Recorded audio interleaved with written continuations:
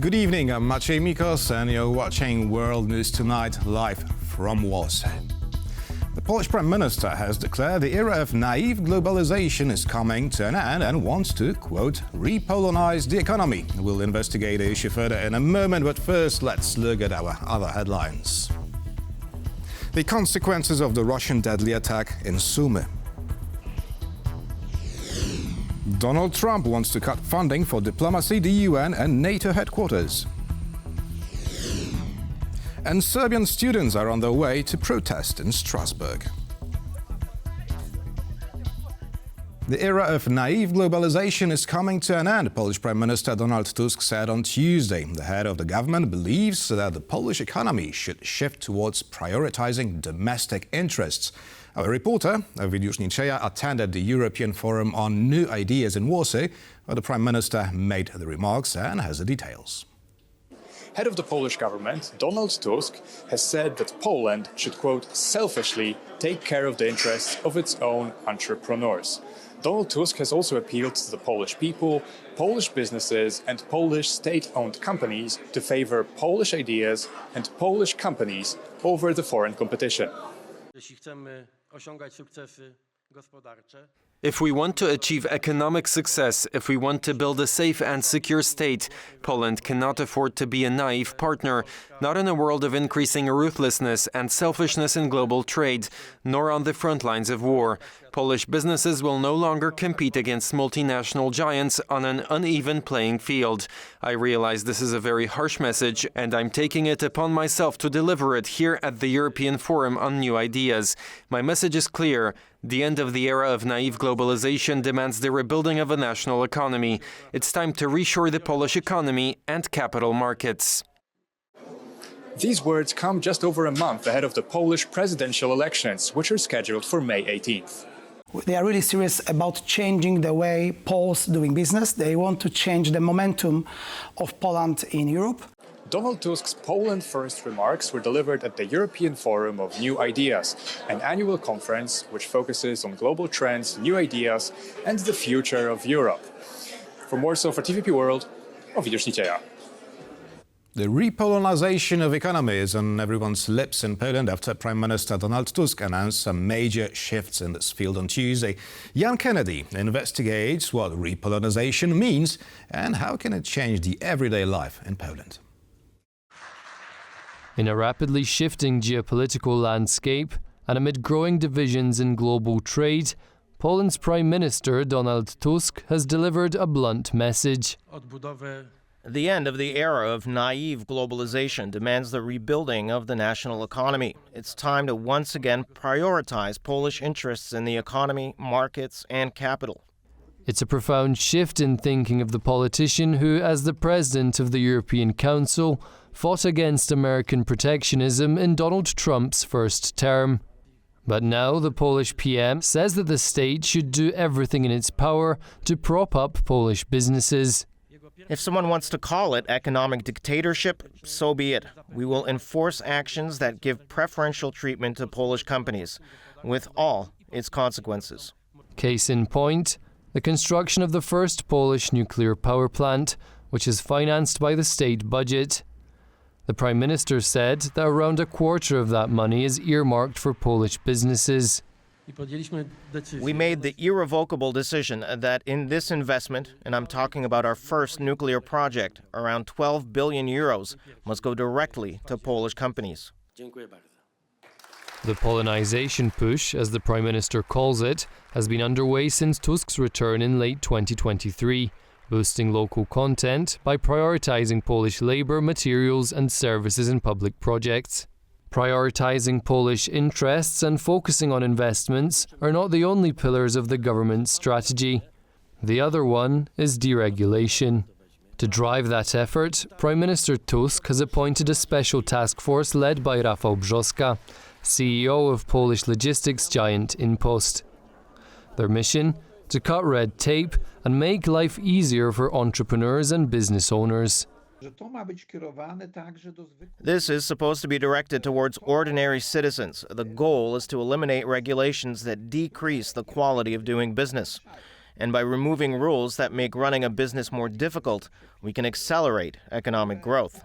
Despite being the fastest growing economy in the European Union, conducting business in the country is no walk in the park. According to the latest Global Business Complexity Index, Poland was ranked 18th in the world among the least business-friendly countries. And other reports show that taxation is among the biggest hurdles. We should think about tax regulations, about making tax administration more business-friendly. And this is the big challenge, not necessarily the level of taxation, but complexity of regulations. Another priority, I think, is efficiency of the justice system. But real success will be measured in numbers. I hope that deregulation can be also a tool to make investment in Poland, both by the domestic companies and foreign investors, more attractive. The final word on the extent of the changes will of course belong to lawmakers. For the time being, businesses are keeping their fingers crossed. The Ukrainian city of Sumy has become one of the symbols of Russian terror after the deadly missile strike on Palm Sunday, which left 35 dead, including children. Our Ukraine correspondent Oskar Terji was in Sumy today and prepared this report. As Ukrainians are still dealing with the aftermath of Russia's deadly ballistic Iskander missile attack here in Sumy on Sunday, the political fallout for decisions made by Ukrainian authorities leading up to the attack is still ongoing. Sunday's attack, which killed 35 people and wounded 119 others, is the deadliest Russian attack on Ukraine in 2025. The attack has also created new problems on both the international and domestic front for Kyiv, with US media reporting that the United States is blocking a G7 condemnation of the attack, while a political scandal is growing in Sumy. Following the strike, allegations have surfaced that local authorities had organised a military award ceremony in the city near the site of the two attacks. In response to these allegations, the Ukrainian government has dismissed Volodymyr Artyuk, the former governor of Sumy. Artyuk confirmed that the ceremony had been planned by local authorities, but has denied responsibility for it. As locals continue to arrive at the scene to leave tributes for the people killed in the attack, there is a feeling of anger on the ground at those behind that decision.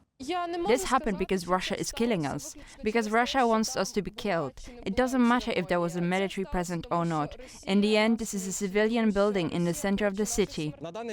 We know that on this day, Governor Artyuk invited many members of the military here for an awards ceremony. That invitation was not official, so it means that someone gave information to the enemy. That's why Russia hit the place. As the ramifications for those decisions continue to unfold, first responders and local authorities are still working to clear the scene of the missile strikes.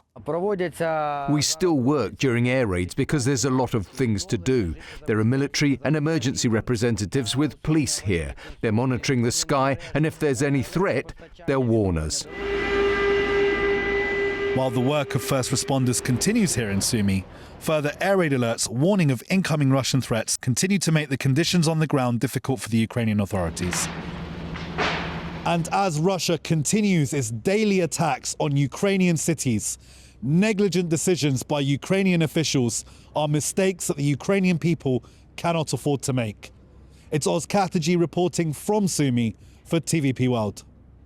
Kyiv's European allies are debating ways they can help the war-torn country. One of the options is to put hundreds of billions of euros in Russian frozen assets towards Ukrainian aid. The issue has been the subject of a heated debate within the EU almost since the beginning of the full-scale invasion.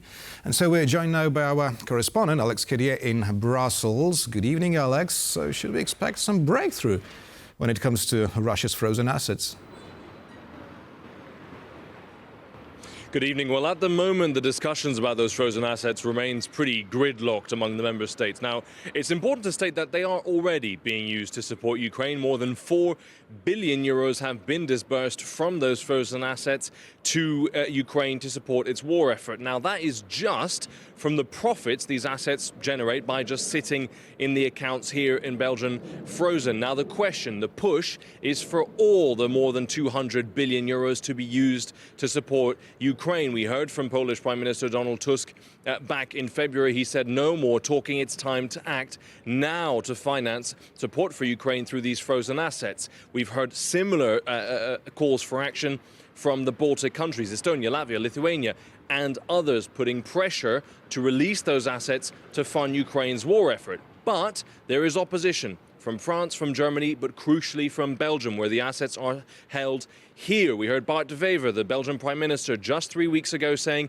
it would be tantamount to an act of war to use these assets. And I've spoken to officials just today who confirm that remains the position of Belgium because they see it as a violation of law. They do not see a legal path to just take these assets and give them to Ukraine. One official told me a few weeks ago that would just be playing Russia's game. So there are other options. One is to keep calm and carry on, to continue by shaving off the profits from these assets to support Ukraine. The other would be that full seizure that I just mentioned. Again, political opposition within the EU.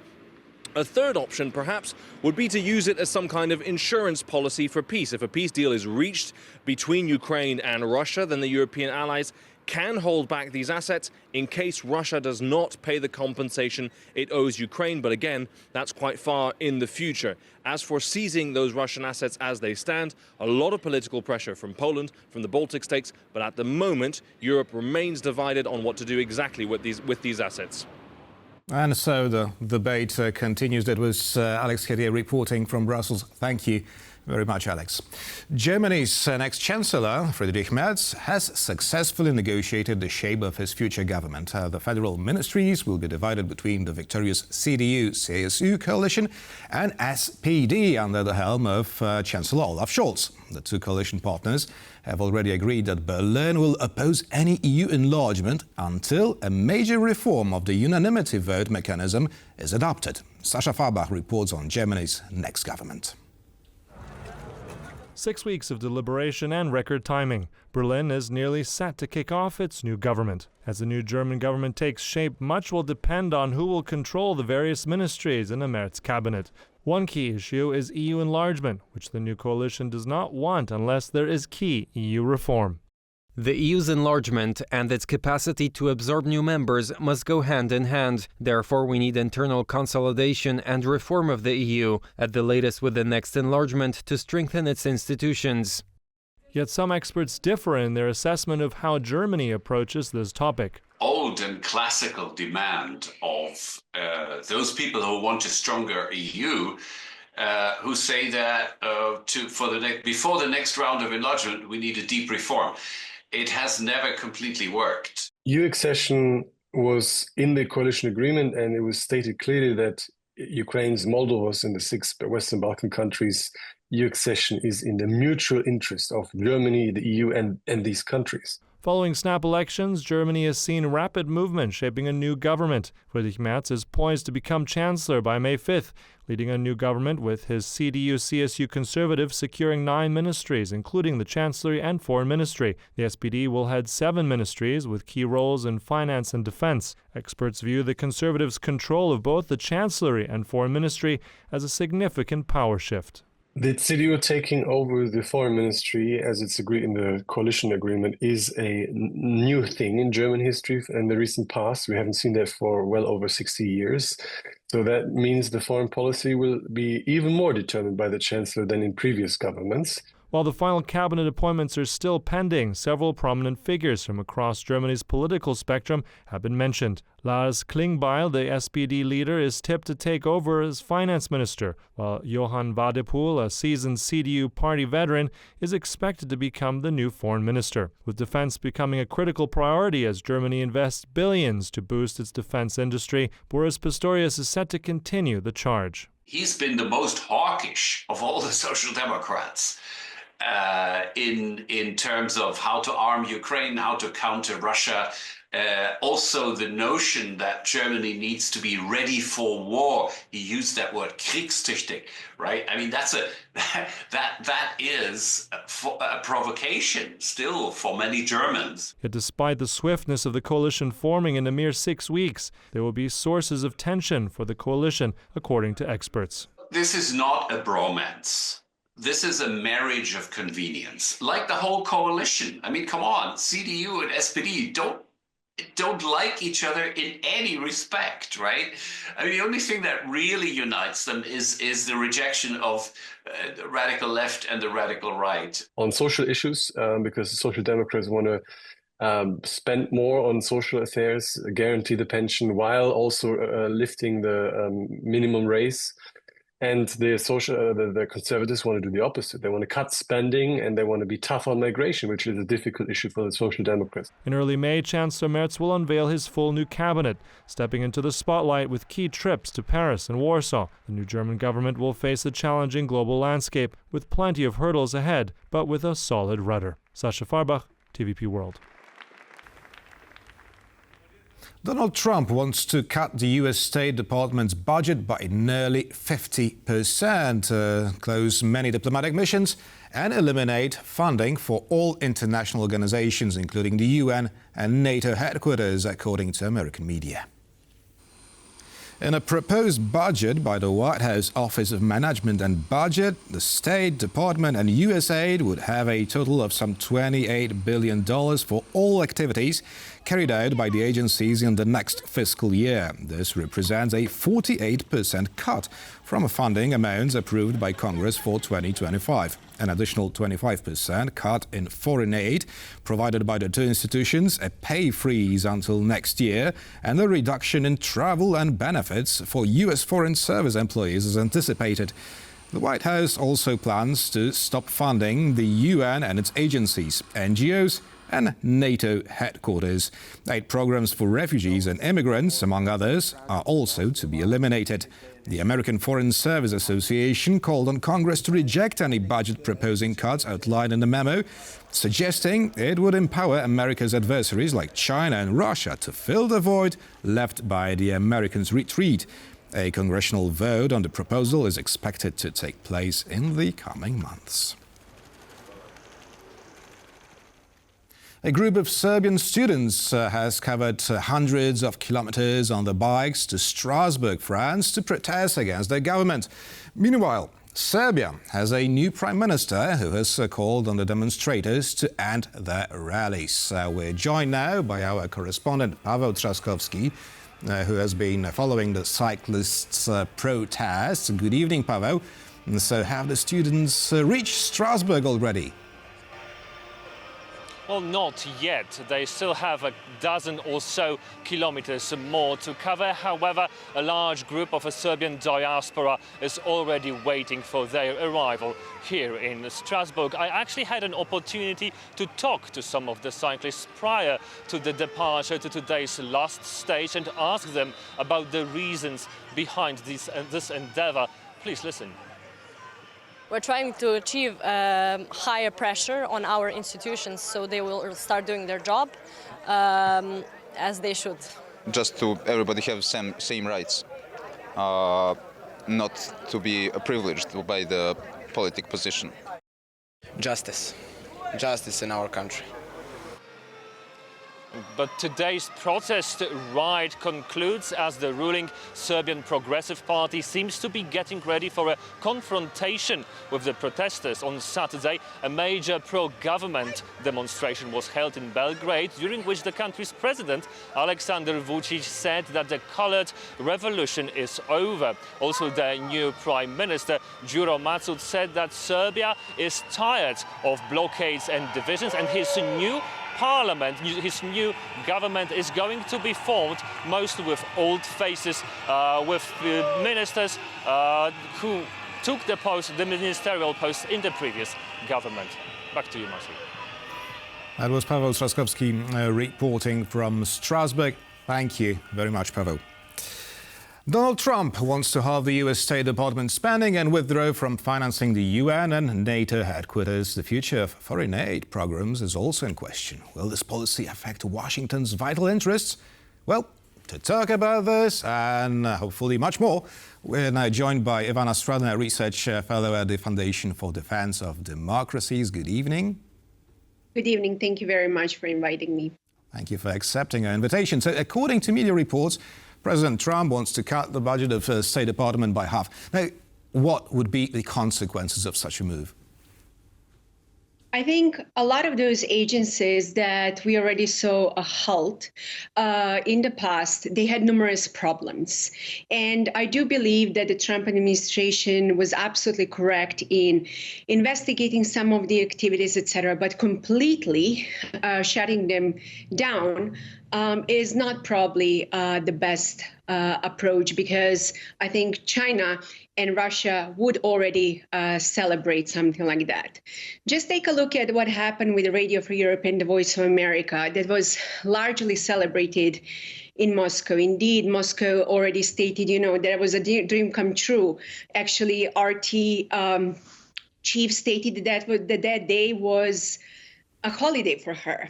So that void might be actually filled by countries such as Russia and China. But I do hope that also the EU might take the lead and fill in that void. That would be probably one of the best things to do right now, given the situation.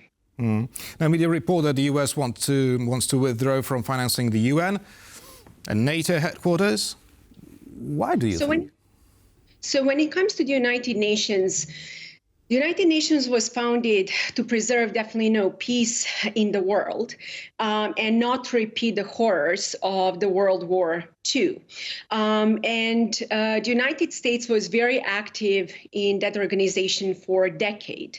But then Russia and China also gathered their coalition along with Iran and other countries in the global south to rewrite international orders. And there were a lot of instances where their actions were not in alignment with Americans' actions. So the Trump administration logic was, why should we fund an organization that does not serve our interests? I do believe that would also void, because even the first Trump administration, he decided to opt for a little bit more isolationist approach in the United Nations that actually allowed China and Russia to step in.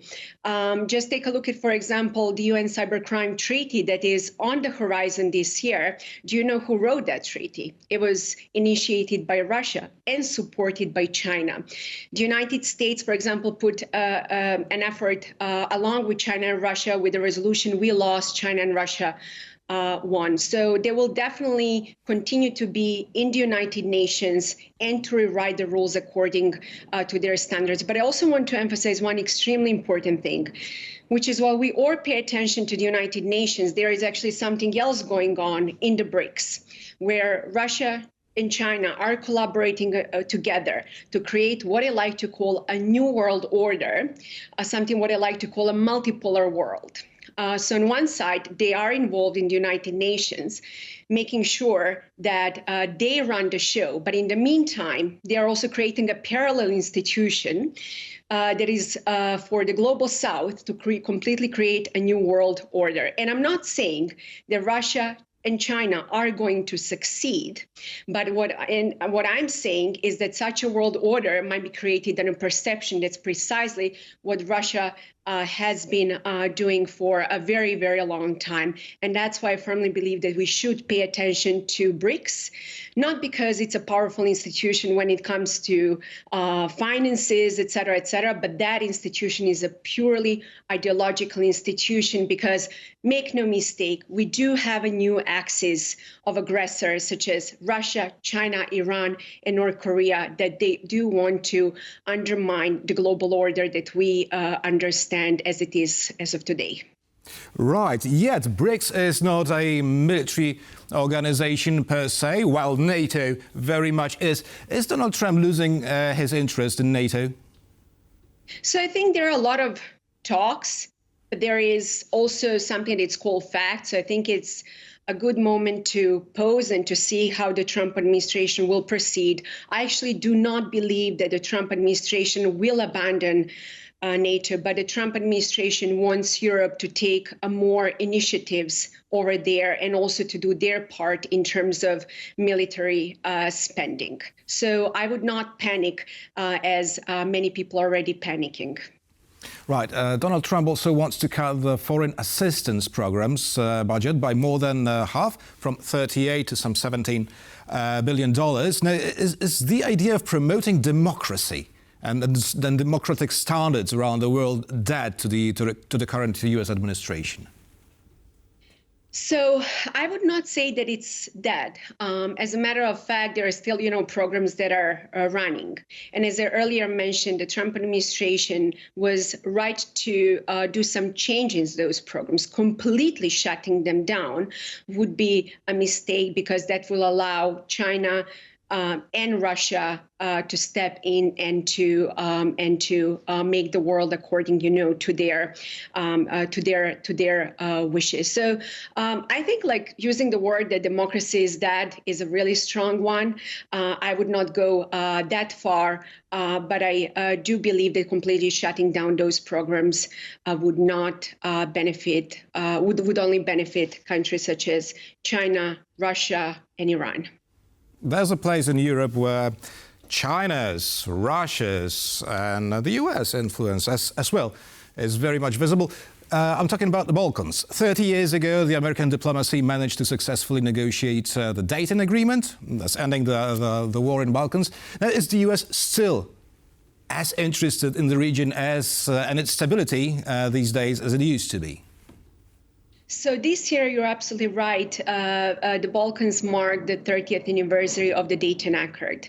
And unfortunately, we see a new destabilization on the horizon in the region, and specifically in Bosnia and Herzegovina, where Serb leader Dodik has threatened to secede. I was very positively surprised that Mark Rubio and other U.S. government officials called his actions out and stated that this is unacceptable. So also the United Kingdom just a few days ago openly and publicly stated about potential new threats and how Russia is seeking for a new playground. So I do believe that the situation there is quite dangerous. And even though he has been threatening with the secession for a very long time, I think this time is very different, because Putin is looking for new opportunities to destabilize Europe and to distract from Russia's war in Ukraine. And Putin understands perfectly ethnic and religious and social tensions in the region that he can actually exploit through people such as Milorad Dodik. However, I discussed this topic at your show multiple times for the past few years, but this time I think I have a little bit more positive news in terms of how Europe is getting things seriously, but also the United States has sent a very clear message that undermining peace in the Balkans will be unacceptable. Well, there's Republika Srpska and there's Serbia. And there's an old new government in Serbia today, with the vast majority of ministers remaining in office, 22 out of 30 of them. So, and the professor of medicine, Đuro Macut, is at the helm of the government. So will it appease the protesters who want President Vučić to step down? Is this enough? No, absolutely, this is not enough. This is just, the change of the government on a paper, but it doesn't mean much, in reality, because this is, they still have the same agenda as before, and protests, as your colleague just showed with students who are biking towards Strasbourg. They want justice, and they're fighting for anti-corruption in the country. They do not want to leave. They want to stay there. And this was absolutely, triggered in November, when 16 people died after the collapse of Canopy in the city of Novi Sad. And protests are actually growing. As a matter of fact, even today, students and other people are protesting in front of media, because media is absolutely not free in the country. So they are fighting, for their rights and a better future. So when you ask me, if democracy is dying in Europe, actually, there are many, thousands and thousands of people across Eastern and Central Europe who are fighting for their rights, including in places such as Serbia, but also in Georgia. Ivana Stradner, research fellow at the Foundation for Defense of Democracies, was our guest tonight. Thank you very much. Thank you very much. And thank you for watching, and stay with us for much more here on TVP World.